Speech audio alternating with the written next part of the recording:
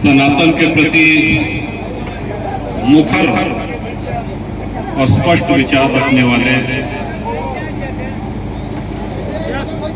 हम सबके अत्यंत निकटस्थ आदरणीय श्री देवव्रत जी महाराज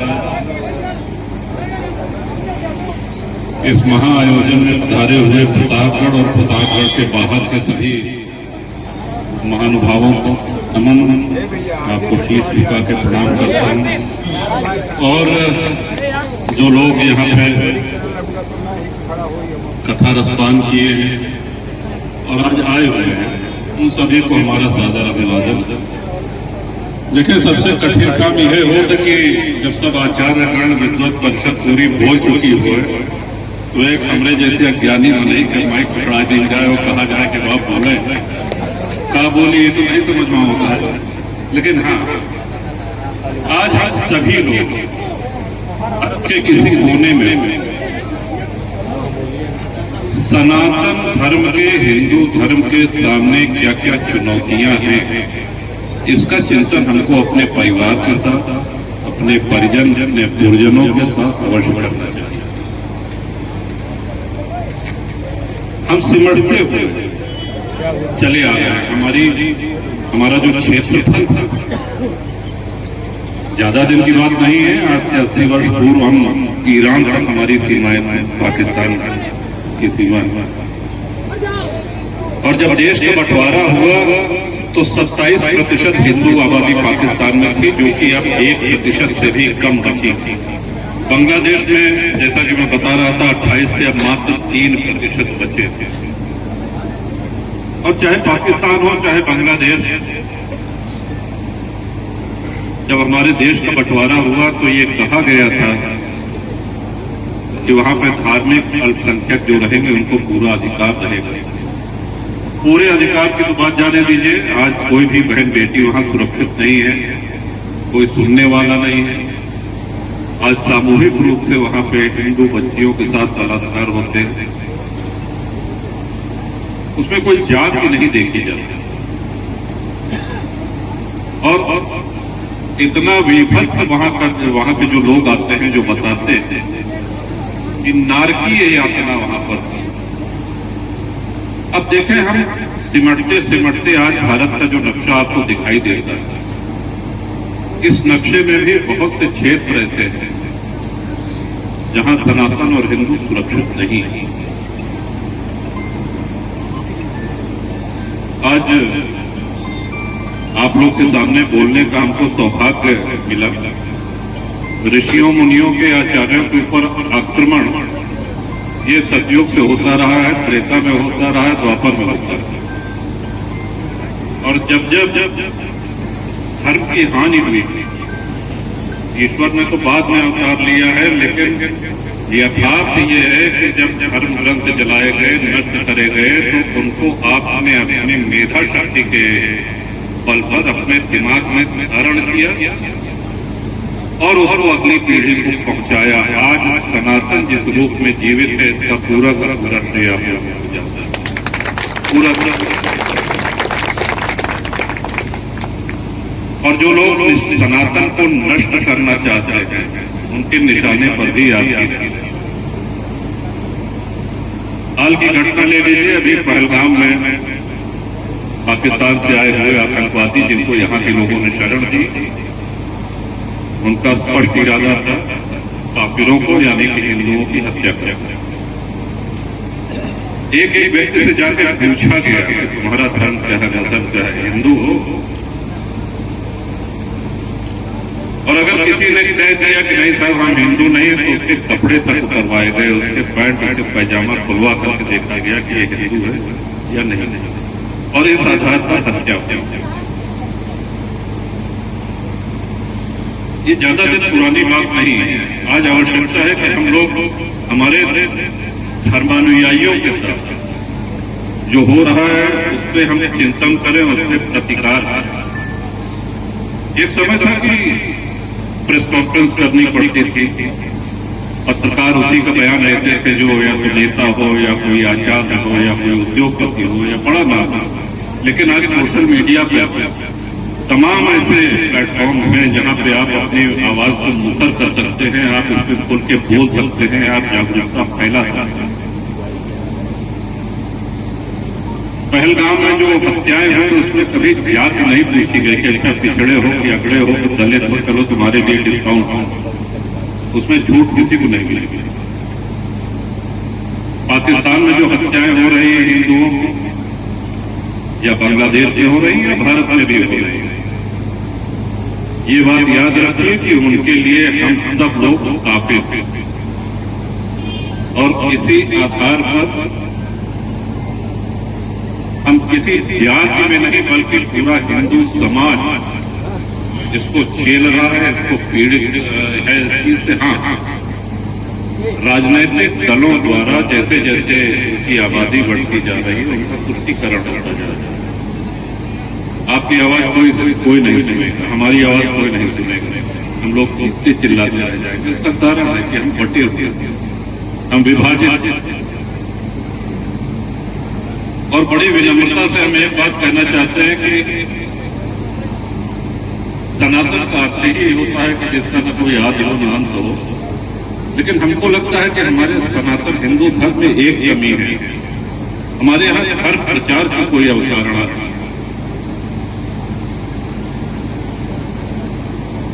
हम अन्यथा कहें तो हमारी बातों को क्षमा करेंगे, इस भाव से हम कह रहे हैं।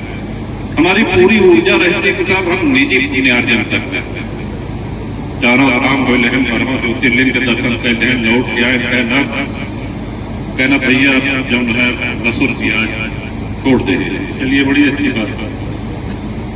2 वर्ष बाद वो सिद्धि की और उसकी अवस्था पे गए तो कहना दिन में सिर्फ एक टाइम भोजन करते नहीं, ठीक करें, ये निजी अपनी आस्था का प्रकटीकरण है। लेकिन हम धर्म के लिए क्या करते हैं? रोहिंग्या आ जा रहे हैं, जो रोहिंग्या बांग्लादेश के माध्यम से भारत में आके बस रहे हैं, उनका पूरा तंत्र है, उनका आधार कार्ड बनाया जा रहा है, उनको अंत्योदय की सुविधाएं दी जा रही हैं, उनको चूल्हा गैस कनेक्शन दिया जा रहा है। हम पाकिस्तानी जो हिंदू हैं उनको भारत में ले आने के पिछले 20 से अधिक वर्षों से कार्यरत है, कई लोगों को ले आ पाए हैं। और आज ये स्थिति है कि वो आज भारत में भी बेगाने हैं, लिखा पढ़े में वो पाकिस्तानी नागरिक है, पाकिस्तान में उनके साथ जो जुर्म होता है वो कहीं कुछ कह नहीं सकते हैं। यहाँ पे उनको खाने पे रोज हाजिरी लगानी पड़ती है, आधार कार्ड बना नहीं है, इसलिए उनको कोई सरकारी सुविधा मिलती नहीं। जोधपुर, जैसलमेर, ये दिल्ली में मजनू का टीला, अभी आपका जाना हो आप जाए देखें किस हाल में, लेकिन फिर भी वो प्रसन्न है कि वहाँ के नागरिक जीवन से हम अपने बच्चों को, अपने बच्चियों को लेकर के यहाँ आ गए हैं, सुरक्षित हैं। लेकिन आज हमारा भारत जो हम सब लोगों से बना हुआ भारत है, उसके सामने क्या क्या चुनौतियां हैं, इससे गहन चिंतन और उसका मुखर प्रतिरोध, मुखर प्रकटीकरण ये है। देखिए, हम सब लोग अपने अपने घर में मेहनत करते हैं, खा कमा रहे हैं, लेकिन अगर हम मंदिर जाते हैं तो फिर कोई एक मान पत्र लेके जाते हैं, चाहे वो मान पत्र मानसिक ही हो, कोई लिखित मान पत्र की बात नहीं कर रहे हैं। बेटुआ की नौकरी लग जाए, बिटिया की ब्याह हो जाए, हमारा ठेका टेंडर हो जाए, हमारी हो जाए, वो हो जाए, एक मान पत्र लेके जाए। बहुत सी बातें सीखने लायक है, और वो जानते हैं कि वो अपने मजहब के लिए इस्लाम लाना, बहुत सी बातें सीखने लायक है। और अगर हम किसी भी देवालय मंदिर गए तो वो एहसान जताए देखा भाई ऐसा नहीं ना, प्रभु क्या बार मंगाई ना आई, आपकी जमुना बिना मांगे से दर्शन करे, याद आ गया बाद में वो काम पड़े। तो हमको अपनी पूरी मनोदशा, पूरी विचारधारा बदलने की आवश्यकता है, स्थिति बदली।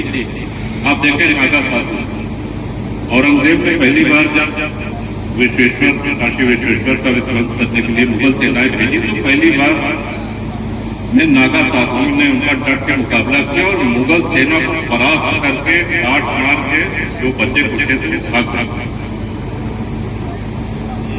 और 5 वर्ष बाद, 5 वर्ष तक किसी की हिम्मत नहीं हुई, लेकिन हाँ 5 वर्ष बाद एक बहुत बड़े तोपखाने के साथ मुगल सेना गिराई, जिसमें काशी विश्वनाथ का विध्वंस हुआ।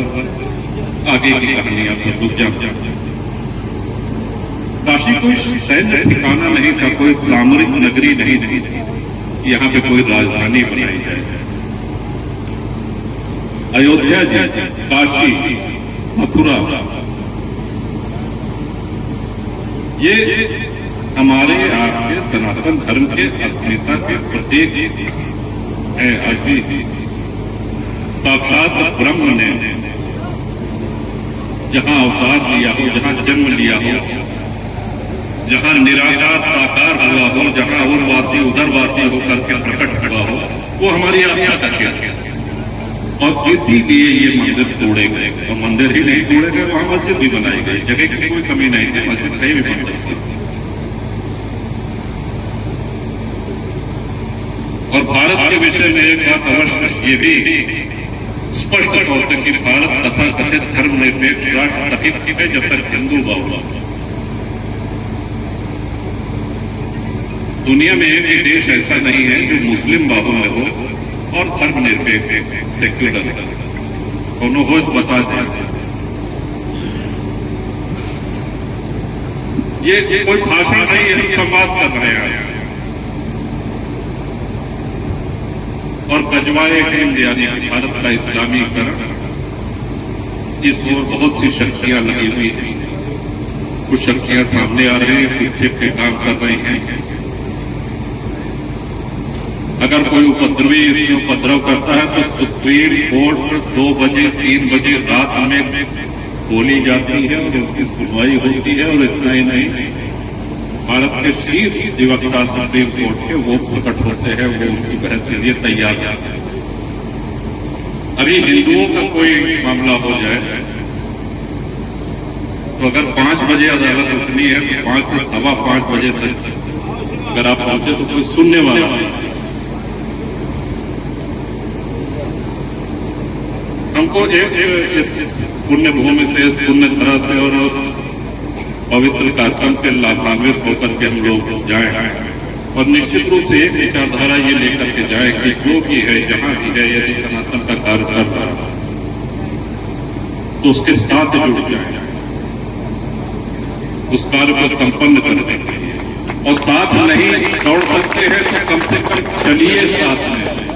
चल भी नहीं सकते हैं तो कम से कम बैठे बैठे उत्साह बढ़ाइए। अब अपने समय में सबसे बड़ी कमी क्या है कि मान लें देवराज जी खुल के बोल रहे हैं मन, बाकी ढेर जने के पेट में दर्द होता है, अरे अभी कब से पड़ता है हिंदू को कहना लीजिए। तब दूसरा लक्ष्य कहाँ होना चाहिए और कह क्या रहा है। इन्हीं सब समस्याओं से, इन्हीं सब मानसिक चिंतन से व्यथित रहते हैं। आज अपनी व्यथा, अपनी वेदना, अपनी भावनाएं, अपनी बातें अपने परिवार के वरिष्ठ जनों के सामने रखी और जब जब जब आवश्यकता पड़े आपका मार्गदर्शन मिलता रहे। और इस चीज से हमको ऊपर उठना होगा कि नहीं रास्ता है, कहीं कुछ नहीं हो सकता है। जब तक सृष्टि रहेगी, जब तक धरती रहेगी, तब तक रहेगा नहीं, ऐसा नहीं। हम सिकुड़ते सिकुड़ते सिकुड़ते सिकुड़ते लुप्त प्राय होते जा रहे हैं। पिछली जनसंख्या में 80% से कम पहली बार भारत में हिंदुओं की आबादी थी। अब हम भारत में 80% भी नहीं है, उसमें 80% में भी कितने वो का मतलब जो नास्तिक हैं, जो निरीश्वरवादी हैं। एक पत्रकार महोदय ने हमसे पूछा कि साहब ये जातीय जनगणना इस पे क्या, कोई औचित्य नहीं है इसका जाति गणना का। लेकिन जनगणना किस लिए कराई जाती है कि इस गांव में, इस नगर में, इस शहर में, इस प्रदेश में, इस देश में कितने लोग हैं, जन सुविधाएं कितनी उनका जाए, इंफ्रास्ट्रक्चर कितना बने, कितने अस्पताल, कितने विद्यालय, कितनी सड़कें, कितना पेयजल की टंकी, ये कितनी बने, ये जनसंख्या जनगणना इसलिए नहीं होगी कि किस जाति के कितने लोग, लेकिन इन्हीं राजनीतिक कारणों से ये करते हैं। तो हमको अपने मुसलमान भाइयों से सीख लेनी चाहिए। मुसलमानों में भी जातियां हैं, कम नहीं ना, जितने अपने सभी में है उतने उनके उजड़ा रहते हैं, लेकिन उनके लिए जातियों के बावजूद सबसे पहले इस्लाम। तो हाँ ठीक है, जातियों की प्रासंगिकता सिर्फ हम सजातीय विवाद पर रखें और उसके आगे फिर हम सब लोग हिंदू हैं, सनातन हमारा लक्ष्य है, सनातन के लिए मुखर होना, संघर्ष करना और अपनी आगे आने वाली पीढ़ी को बताना। एक मापदंड और अवश्य अपने उपस्थित सभी लोगों से कहना चाहेंगे कि जिसमें जो अच्छाइयां हैं वो ग्रहण करें, उनका अपने धर्म मजहब के प्रति जो समर्पण है क्या हमारा है, अगर नहीं है तो कभी हमारी है। अगर 10-15 वर्ष का उनका बालक कुरान के विषय में जितना जानता है, हमारा बच्चा अगर रामायण के बारे में, भागवत के बारे में, गीता के बारे में उतना ज्ञान नहीं रखता है, तो ये हमारी अपनी कमी है, ये किसी दूसरे की कमी नहीं है। और इस कमी को हमको स्वयं दूर करना होगा। आज आप लोग बैठे हैं, आप लोग की माता जी को जितना ज्ञान है कि पर्व त्योहार आदि आदि के विषय में जितना रहा होगा, क्या आपकी बहू वाली जो पीढ़ी है क्या उनको है? तो ये ज्ञान के मुक्त होता जा रहा है। आज इतने व्यवसायीकरण में मस्त हो गए हैं, इतने व्यस्त हो गए हैं कि हमको अरे ऐसे ऐसा हो, क्योंकि नकारात्मक बात करना बहुत गलत है। कि होता है काम मिल जाइए, नौकरी लग जाएगा, रोटी के दे देगा, उत्तर का कोई उत्तर नहीं। लेकिन हाँ, हम लोग सौभाग्यशाली हैं, कबहू उत्तर करुणा न दे ही दिन हेतु स्नेही। भगवान श्री राम ने अगर हमको मानव जन्म दिया है, अवध की धरती पे दिया है, उत्तर प्रदेश में गंगा माँ के किनारे जन्म दिया है, तो ये हमारे आपके किसी पूर्व जन्मों के फल के कारण है। ये गौरव हम सबको प्राप्त हुआ है और हमको इसकी एक जिम्मेदारी भी साथ में दी है, इसका एक दायित्व भी दिया है। उस दायित्व का निर्वहन हमको स्वयं भी करना है और अपनी अगली पीढ़ी को भी बताना है।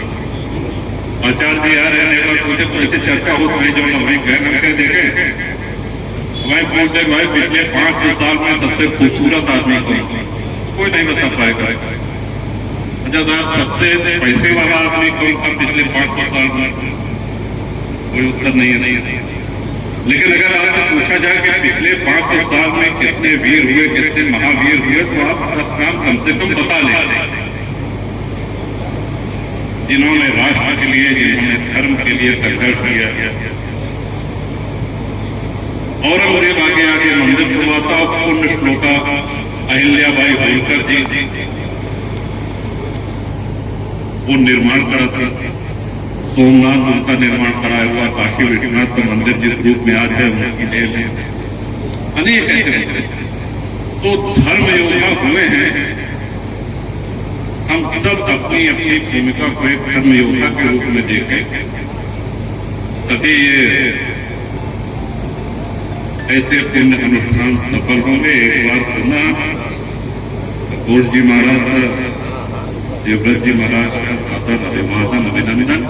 और कृष्णता के लिए क्षमा चाहिए, कुछ ज्यादा बोल हो तो क्षमा करिए, बहुत ज्यादा ज्ञान नहीं है, लेकिन आप प्रैक्टिकल विश्वास रखते थे तो कहो प्रैक्टिकलों की जरूरत हो। थियरी चले ठीक है, लेकिन प्रैक्टिकल हम सभी आगे रहा। बहुत बहुत धन्यवाद। जय श्री राम। इतनी धीरे अगर बोलेंगे तो माननीय राजा भैया जी के इतना देर बोलना, माननीय जी तो 2 मिनट में अपनी बात कह रहे थे, लेकिन इससे लगेगा कि अभी आपका जोश पूरा आया नहीं। हम सबके